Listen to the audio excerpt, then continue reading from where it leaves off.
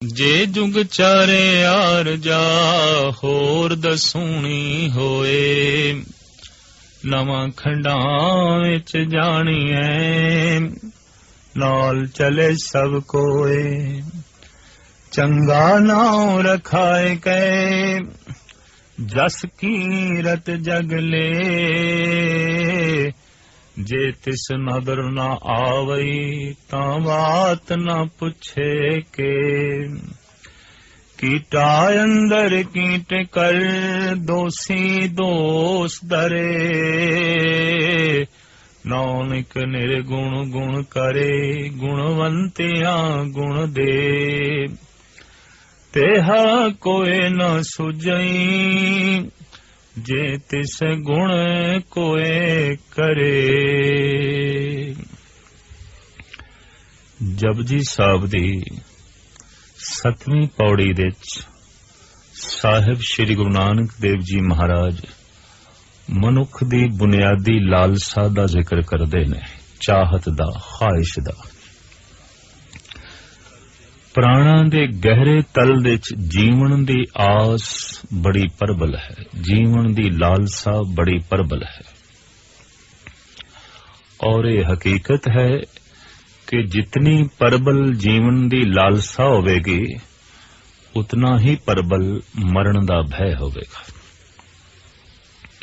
एक सिक्के दे ये दो पहलू ने और एक पहलू अलग नहीं कीता जा सकता। जीवन दी जितनी वड्डी लालसा मरण दा उतना ही वड्डा भय। किसे मासूम बच्चे नू जद कोई बुजुर्ग असीस भी देंदा है तां यही कहंदा है तेरी उम्र बहुत वड्डी होवे, तू हजारां साल तक जीवे, तू बहुत वड्डी उम्र भोगे। तो बहुत वड्डी उम्र भोगना कोई असीस नहीं है, इनू आशीर्वाद नहीं समझना चाहिए। पृथ्वी दे उत्ते ऐसे दरख्त खड़े ने जिन्हां दी उम्र 2000 साल तो भी ज्यादा है। अजगर सप कहंदे ने बहुत लंबी उम्र रखदा है। सागर दे च अनेकां ऐसियां मछलियां ने जो 500 साल तो भी ज्यादा जिंदा रह सकदियां ने। तो ज्यादा जीवना कोई खास मैने नहीं रखदा। सफल जीवन जीवना धर्म दा ये मूल उपदेश है। लंबी उम्र भोगनी ये कोई बहुत वडियाई नहीं, चंगी जिंदगी भोगनी ये वडियाई है। तो सतगुरुदेव जी महाराज दा फरमान है कि जीवन दी चूंकि पहली लालसा वड्डी उम्र है, ज्यादा जीवना है, रोगां दे च ग्रसिया होया मनुख जो दायमी रोगी है, दिन रात रोग दी पीड़ा विच बतीत हो रहा है, वो भी जीवना चाहता है। बुढ़ा हो गया है, हड्डियां दा ढांचा हो गया है, चलण दी समर्था नहीं रही, सुनन दी समर्था नहीं रही, कुवते गोयाई भी नहीं रही, सोच शक्ति भी नहीं रही, पर जीवना वो भी चाहता है। जीवन दी बहुत वड्डी प्रबल लालसा इस बुढ़े दे अंदर भी मौजूद है। और जितना प्रबल जीवन दी अंदर कोई लालसा रखेगा उतना ही मौत दे भय तो भयभीत होवेगा। तो सतगुरुदेव जी महाराज कहते उम्र इतनी लंबी होवे, कितनी, जे जुग चारे आर जा, रूहे जमीन देते इतनी वड्डी उम्र अज तक ते किसे दी होई नहीं। लेकिन सतगुरुदेव जी महाराज कहते 500 वरे जीवना, 1000 साल जीवना कोई बहुत वड्डी गल नहीं। कोई जीवे 4 युगां तक, इतनी लंबी जिंदगी किसे नू प्राप्त हो जाए। जे जुग चारे आर जा होर दसूनी होए। एक एक युग दी उम्र भी पुराणिक ग्रंथां दे मुताबिक लखां साल दी है। ते हुण 4 युगां दी उम्र ते काफी बनदी है। ते सतगुरुदेव जी महाराज कहंदे ने ये होर 10 गुणा वध जाए, इतनी लंबी उम्र होवे। जे जुग चारे आर जा होर दसूणी होए। तो प्रथम लालसा जीवन दी, दूसरी लालसा मनुख दे अंदर यह आउंदी है कि हर बंदा मैनू चंगा चंगा आखे, महान आखे, हर बंदे दी जबान दे ते मेरी उपमा होवे, मेरी तारीफ होवे। मनुख दी बुनियादी भुखां दे चों यह भी एक भुख है। जिथे बहुत लंबी उम्र भोगना चाहता है, उत्थे यह भी चाहता है कि हर एक दी रसना ते मेरा जिक्र होवे, हर एक जबान मेरी तारीफ करे, मेरी उपमा दे पुल बनने। तो पातशाह दा फरमान है, नवां खंडां विच जाणीए नाल चले सब कोए। सिर्फ वड्डी उम्र ही ना होवे, बल्कि 9 खंड पृथ्वी दे च जाने आ जाए। किसी दी तां सिर्फ वाकफियत अपने घर दे च ही होंदी है, घर दी 4 दीवारी दे च ही लोकी जानदे ने उसनूं। इस तो ज्यादा किसी नूं कोई नहीं पता। लेकिन कुछ एक मनुख ऐसे होंदे ने कि उन्होंने मुहल्ले वाले भी जानते हैं। जिस कलोनी दे चो रहिंदा है सारे उसनूं जानते ने, उसकी इतनी चर्चा होंदी है। कई दफा इस तो ज्यादा मनुख समर्थ बन जाता है ते जिस शहर दे रहिंदा है सारे देशवासी, सारे शहरवासी उसनूं जानते ने, सारे देशवासी उसनूं जानते ने। और कई दफा ऐसा भी होंदा है कि सारा संसार उसनूं जानदा है। इतनी उसकी प्रतिष्ठा हो जाती है, इतनी उसकी जगत दे चर्चा हो जाती है, सारे संसार दे उदी गल चलती है। तो पातशाह कहने सिर्फ यही ना होवे कि उसकी उम्र बहुत वड्डी होवे, 9 खंड पृथ्वी दे जानिया भी जाए, 9 खंड पृथ्वी दे सारियां नूं पता भी होवे कि इस ढंग दा भी कोई मनुख है। पर साहब नाल कहंदे ने नाल चले सब कोए। वो जिस पासे जावे ओदे नाल हामी भरन वाले सारे ही होवन। मजाले कोई इनकार कर जाए, कोई सामने खड़ा हो जाए, ओदे नक्शे कदम ते चलन वाले होवन। जिधर ओ चले जगत उस पासे चले, जो कुछ ओ बोले जगत ओही कुछ करे।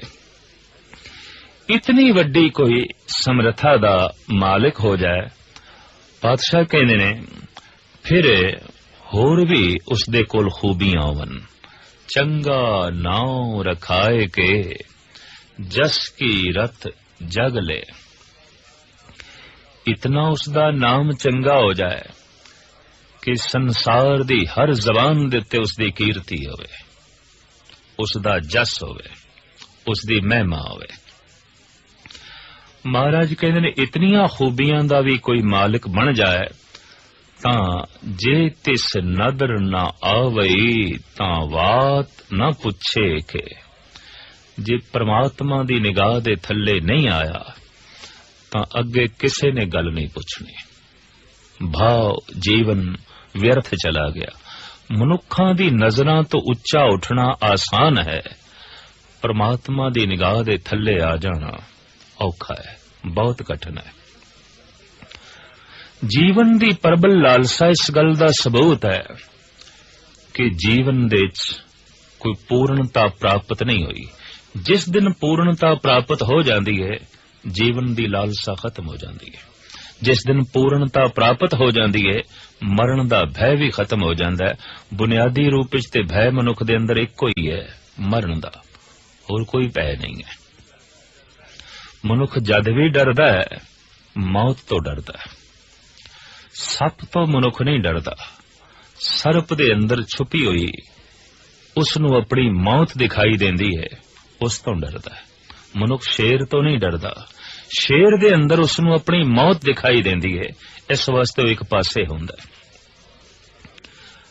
और अगां चलिए मनुख दे अंदर ये जिहड़ा प्रबल भय है ये रोम रोम दे च व्यापक है। इस वास्ते सियाणे कहंदे ने कि धर्म दी मूल शिक्षा इन्हीं 2 गल्लां दे उपर खड़ी है कि जीवन दी लालसा तो उच्चे हो जाना ते मरण दे भय तो रहत हो जाना। भय ते मरण दा ही है। ते मौत शास्त्रकारां ने कई तरह दी मनी है। आर्थिक मौत, राजनीतिक मौत, समाजिक मौत, धार्मिक मौत, शरीरक मौत, बौद्धिक मौत। मौत दे इन्ने अनेकां पहलू ने। आर्थिक मौत, दिवालिया हो गया है, बाल बाल करजाई हो गया है, देना सारियां दा है, लेना किसे कोल भी नहीं। लोकी कहंदे ने इस दी ते आर्थिक तौर ते मौत हो गई, ये ते खत्म हो गया। अर्थ दी दुनिया दे च मिट गया, धन दी दुनिया दे च खत्म हो गया। तो चर्चा चल पैंदी है इहदी आर्थिक तौर ते मौत हो गई। समाजिक मौत, कोई कलंक लग गया है, कोई दाग लग गया है, जगत दे च अपजस हो गया है। तो आम चर्चा चल पैंदी है भी इस बंदे दी ते समाजिक तौर ते मौत हो गई है। मुड़ के इसदी प्रतिष्ठा बन सके, इहदी इज्जत मान वडियाई बन सके, गल औखी। जिस तरह मुर्दा जिंदा नहीं हो सकता, इस ढंग दी भी किसी वक्त समाजिक तौर ते बंदे दी मौत हो जाती है। मुड़ के समाज दे च रुतबा प्राप्त करना औखा हो जाता है। शरीरक मौत, आमदे हुए श्वास ना आवन, चलदे हुए श्वास रुक गए, शरीरक मौत। और इसी तरीके नाल बुद्धि दे च विचारां दी शक्ति ही खत्म हो गई, आमदे हुए विचार रुक गए। जैसे कि पागल है, इहदी बौद्धिक तौर ते मौत है, दिमागी तौर ते मर चुके है। शरीरक तौर ते जिंदा है, बौद्धिक तौर ते मुर्दा है, पागल। ओदे कोल शरीर दी जिंदगी ते है, ओदे कोल बौद्धिक जीवन नहीं है, ओदे कोल दिमागी जिंदगी नहीं है। ते बौद्धिक जिस दे कोल जिंदगी नहीं है, वो ते मनुखता तो भी थल्ले चला जाता है, बल्कि पशुआं तो भी कई दफा ज्यादा थल्ले चला जाता है। इस वास्ते दरिंदे पशुआं तो जिथे भय लगता है, पागल तो भी डर लगता है, क्योंकि बौद्धिक तौर ते मरिया होया है, सिर्फ शरीरक तल दे उत्ते जी रहा है। तो भय मरण दा है। ये मरण चाहे बौद्धिक होवे, चाहे शरीरक होवे, चाहे समाजिक होवे, और चाहे आर्थिक होवे, ते चाहे राजनीतिक होवे। समुची दुनिया दे हर देश दे ऐसे मनुख हैं, घूम रहे ने अजे भी, जिन्हां नूं वेख के लोकी कहंदे ने कि राजनीतिक तौर ते इन्हां दी मौत हो चुकी है। किसी वक्त उन्हां दी गल चलदी सी, किसी वक्त राजनीति दे आसमान ते सूरज दी तरह चमकदे सन। अज तारियां दी तरह टिमटिमाना भी नहीं है, खत्म हो गए। राजनीति दे अज गल नहीं है, अज चर्चा नहीं है। तो कह दिता जाता है फलाने दी राजनीतिक तौर ते मौत हो गई, खत्म हो गया। धार्मिक मौत एक रूहानी मौत भी है। गुरु नानक देव जी महाराज उसका जिक्र करते ने, आखां जीवां बिसरे मर जाऊं। हे अकाल पुरख, जद मैं तेरी चर्चा करदा, तेरा जिक्र करदा, तेरी उस्तत करदा, तेरी याद अंदर चलदी है तो जिंदा रहना, ते जद नहीं अंदर याद चलदी तो मर जाना। मरणं बिसरणं गोबिंदे, जीवणं हर नाम ध्यावणे। गोबिंद नूं भुल जाना, परमात्मा नूं भुल जाना।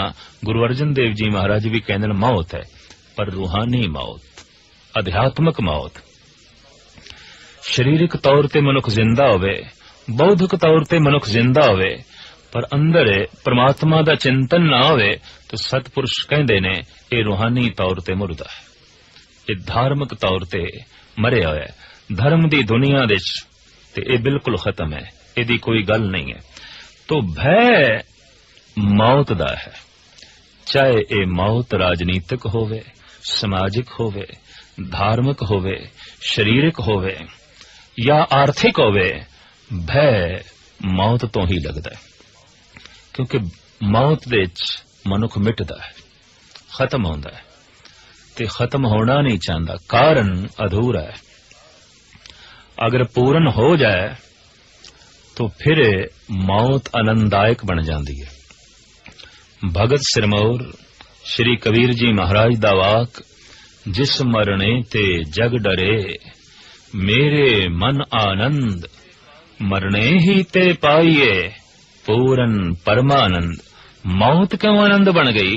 क्योंकि जीवन दी लालसा नहीं रही। ते जीवन दी लालसा क्यों नहीं रही? जीवन दा जो लक्ष्य सी उदी प्राप्ति हो गई। जीवन दा जो निशाना सी उस तक पहुंच गए।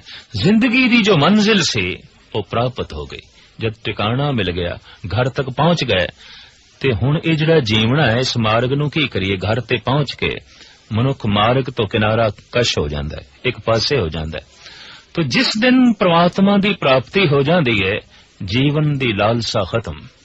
ते जिथे जीवन दी लालसा खत्म, उत्थे मरण दा भय भी खत्म। आदि काल तो लोकी कोशिश करते रहने कि उम्र वड्डी करिए,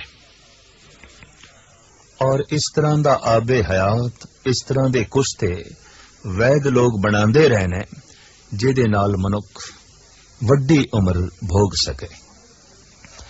अमर फल दी दास्ताना भी धार्मिक ग्रंथां विच मिलदियां ने, जिन्हों खा के बंदा अमर हो जाता है। अमर फल लगदा है कोई बूटी, कोई दवाई, इस ढंग दी मनुख तलाश करदा रहे जिस दे नाल ज्यादा दिन तक जी सके, ज्यादा दिन इस पृथ्वी दे उत्ते श्वास ले सके।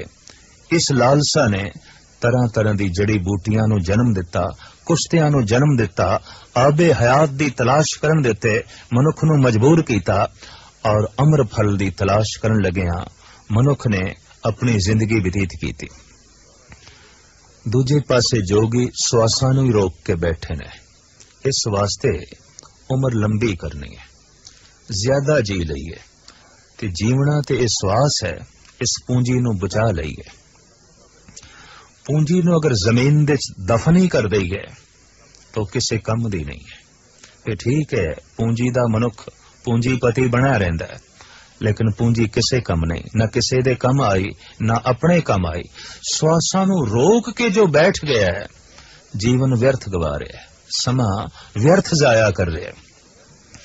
लेकिन लंबी जिंदगी भोगण दी लालसा इस तरह दी साधना करन देते भी मजबूर कर दी है। और इस तरह दी साधना जे किसी दी सफल हो जाए तो साहब कहंदे ने वो इतना जीवे जितना कि 4 युग ने। ते 4 युग है क्यों? उसदी जिंदगी इतनी लंबी होवे कि होर 10 गुणा वध जाए, सारी दुनिया दे ओदा जस होवे, सारी दुनिया दे ओ जानिया जाए, ते जिधर जावे ओदे नक्शे कदम ते चलण वास्ते हर एक तैयार होवे, हर एक दी रसना दिते उसदी कीर्ति होवे, उसदी महिमा होवे। पर जो परमात्मा दी निगाह दे थल्ले नहीं आया तां साहिब कहंदे ने अगां चल के इसदी किसी ने गल नहीं पूछनी ते होवेगा कि साहिब गुरु नानक देव जी महाराज दा फरमान, कीटा अंदर कीट कर दोसी दोष दरे। कीड़ियां दे चों कीड़ा सब तो निखिद है बिष्टा दा कीड़ा। उत्तम कीड़े भी हैगे ने, जैसे रेशम दा कीड़ा शहतूत दे पत्ते खांदा है, रेशम उगलदा है। उस कीड़े नूं वेख के असी घृणा नहीं कर सकते, पर जो बिष्टा दे ची रुल रहा है, बिष्टा ही खा रहा है और बिष्टा हो गया है, कीड़ियां दे चों ये निखिद कीड़ा है। तो कोई इतनी महिमा दा मालिक होवे ते परमात्मा दी निगाह दे थल्ले नहीं आया। साहिब कहंदे ने कीड़ियां दे ऐसा कीड़ा बनेगा जो बिष्टा दा कीड़ा है, निखिद कीड़ा है। कीटा अंदर कीट कर दोषी दोष तरे। इस दोषी दे उत्ते तरह तरह दे दोष आयद होणगे कि तू मनुख दी नजरां तो उच्चा उठण दी कोशिश कीती, परमात्मा दी निगाह थल्ले आण दी कोशिश ना कीती। तू झूठा सन्मान प्राप्त करन दी कोशिश कीती, तू सच्ची इज्जत मान वडियाई प्राप्त करन दी कोशिश ना कीती। अंजाम की होया?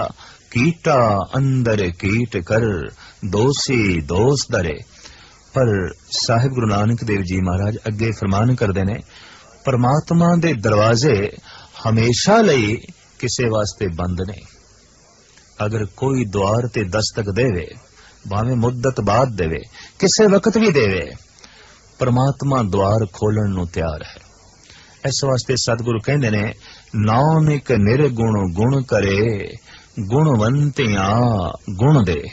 वो ऐसा बख्शिंद है, ऐसा दयालु है, जिहदे कोल कोई भी गुण ना आवे पर उसदा द्वार खटखटा देवे, गुणा नाल उसदी झोली भर देंदा है। और एक गुण इतना महान है कि लखां रुपए दे बदले भी बाजार विच मिलेगा नहीं। सबर, संतोख, खिमा, सील, संजम और प्रभु दा ज्ञान, आनंद, रस बाजार विच सारी पूंजी भी खर्च करिए ते नहीं मिलेगा। पर परमात्मा ऐसा दयालु है, जिहड़ा उसदे द्वार दे उत्ते दस्तक देंदा है, अपने दैवी गुणा नाल उदी झोली भर देंदा है। तो सतगुरु दा फरमान, नानक निर्गुण गुण करे, गुणवंतियां गुण दे। ते जिहड़े पहले तो ही गुणवान ने, उन्हां दी झोली दे च होर गुण पा देंदा है। ते मनुख दी महानता गुणा करके कोई मनुख निखिद्ध है, किस तरह पहचान होवेगी? अवगुण ने। ते कोई मनुख महान है, किस तरह पहचान होवेगी? उहदे कोल गुण ने। कोई परमात्मा दे नेड़े चला गया, किस तरह पहचान होवेगी? उहदे कोल गुण ने। ते गुण सारे ही परमात्मा दे ने। जैसे पृथ्वी दे उत्ते जितनी भी रोशनी है, सारी दी सारी सूरज दी है। जगत दे जितने भी गुण ने, सारे दे सारे गुण अकाल पुरख दे ने, परिपूर्ण परमात्मा दे ने। तो साहिब कहंदे ने, जिहड़ा गुणवान है, गुणा नाल उसदी होर झोली भर देंदा है। ओ परिपूर्ण परमात्मा जिहड़ा उसदे द्वार दे उत्ते दस्तक देंदा है। नानक निर्गुण गुण करे, गुणवंतियां गुण दे। तेहा कोय न सुझई, जे तिस गुण कोय करे। साहिब गुरु नानक देव जी महाराज दा फरमान, मैं समूह जगत दे उत्ते निगाह मार के वेख लईए, ऐसा दाता होर कोई भी नहीं। परमात्मा वर्गी होर कोई हस्ती नहीं कि निगुणियां नूं गुण दे देवे ते गुणवानां दी झोली होर गुणां नाल भर देवे, आनंद नाल भर देवे। ऐसा बख्शिंद, ऐसा दयालु, ऐसा समग्र व्यापक परमात्मा वर्गा होर कोई भी नहीं। तेहा कोय न सुझई, जे तिस गुण कोई करे। इस तरह दे गुण कोई होर दे सके, परमात्मा तो इलावा मैनू होर कोई नहीं दिखाई देंदा। और वास्तविक ये सही खोज सतपुरुषां दे सामने ही आई है कि दाता केवल परमात्मा है, अकाल पुरख है, और वो दात दे रहा है। दात की होंदी है? जिहदे बदले विच कुछ चुकाना ना पवे ते सानू मिल जाए। ये जिंदगी सानू दान दे च मिली है, ये हथ ते पैर सानू दान दे च मिले ने, ये कुवत ए गुआई, ये बोलण दी शक्ति सानू दान दे च मिली है, ये नेत्र सानू दान दे च मिले ने, सोचण दी शक्ति सानू दान दे च मिली है। और कोई मनुख अपनी झोली वड्डी करे तां होर बहुत कुछ उसदी झोली दे च पै जांदा है। वो देण नूं हर वक्त तैयार है। दरअसल लैण वाले दी झोली छोटी होंदी है, या लैण वाला थक जांदा है। देंदा दे, लैंदे थक पाए, लैण वाला ही थक जांदा है, वो देंदिया नहीं थकदा। ऐसा वो दातार है, ऐसा वो परिपूर्ण परमात्मा है। इस वास्ते साहिब श्री गुरु नानक देव जी महाराज फरमान करदे ने, समग्र दुनिया दे उत्ते दृष्टि मार के मैं वेख लिया, तेहा कोय न सुझई। इस तरह दा होर कोई भी नहीं जिहड़ा इस तरह दे गुणां दे नाल झोली भर देवे, रब्बी दैवी संपदा दे नाल माला माल कर देवे। इस तरह दा दाता जगत दे च होर कोई नहीं। अक्सर देखण दे च आया कि बहुत दफा मंगीए भी तां भी मनुख नहीं देंदा, पर परमात्मा ऐसा है कि अणमंगिया दान देवना, कहो नानक सच संभाल जियो। उते ऐसा बख्शिंद है, उते ऐसा दयालु है, अणमंगिया ही झोली च पा देंदा है। मां बाप मिल गए ने, बिना मंग तो मिले ने। औलाद मिल गई है, बिना मंग तो मिल गई है। शरीर मिल गया है, बिना मंग तो मिल गया है। हाथ पैर मिल गए ने, बिना मंग तो मिल गए ने। सूरज दी रोशनी बिना मंग तो मिली है। घर दे विच जैसे बिजली जलदी है ते महीने बाद बिल देंदे आ, सदियां तो सूरज रोशनी दे रहा है, मुफ्त विच दे रहा है, दान विच दे रहा है, बदले विच असी कुछ नहीं चुका रहे। तो ऐसा वो परिपूर्ण परमात्मा दाता है, उस नाल जे संबंध विछिन्न हो गए ने, टुट गए ने, ये मनुख दी बदकिस्मती है। ते टुटण दा इक्को एक कारण है, जीवन दी लालसा ते मरण दा भय। हर वक्त जीवन दी लालसा दे च रहना ते हर वक्त मरण दे भय दे च रहना। कई मनुख ते इतने भयभीत होंदे ने कि अठे पैर उन्हां दे दिमाग चों एक गल किधरे निकलदी ही नहीं कि मैं बीमार ना पै जावां, मैं मर ना जावां, बनी बनाई प्रतिष्ठा मेरी खत्म ना हो जाए, कमाया होया धन किधरे मेरा नाश ना हो जाए। इस तरह दे नाश होने दा भय हर वक्त जो है बनया रहिंदा है। लिहाजा जीवन दी लालसा दा बोझ दिल दिमाग दे ते असवार रखदे ने। साहिब श्री गुरु नानक देव जी महाराज दा फरमान, मरने की चिंता नहीं, क्यों जीवन की नहीं आस, तू सर्ब जियां प्रित पालई, लेखे सास गिरास। ये अकाल पुरख सानू मरण दा भय नहीं रहा, क्यों जीवन दी लालसा ही नहीं रही। ये अवस्था बनती है उन्हां भगतां दी जिन्हां नूं पूर्ण परमात्मा मिल गया। परमात्मा दे मिलदियां ही जीवन दी लालसा खत्म, परमात्मा दे मिलदियां ही मरण दा भय खत्म, परमात्मा दे मिलदियां ही गुणां नाल झोली भर गई। और एक एक गुण ऐसा रस देंदा है, ऐसा विस्माद देंदा है, ऐसी समाधि दे च मनुख नूं लै जांदा है, जिस रस दे उत्ते, जिस आनंद दे उत्ते दुनिया दे सारे रस कुर्बान कीते जांदे ने, दुनिया दे सारे सुख कुर्बान कीते जा सकते ने। लिहाजा इस तरह दे सुख ते आनंद नाल भगतां दी झोली हमेशा भरी रहंदी है। साहिब कहंदे ने ओ परिपूर्ण परमात्मा इस तरह दे दैवी गुणां नाल भगतां दी झोली भर देंदा है और उन्हां नूं सदैवी प्रसन्नता प्रदान कर देंदा है।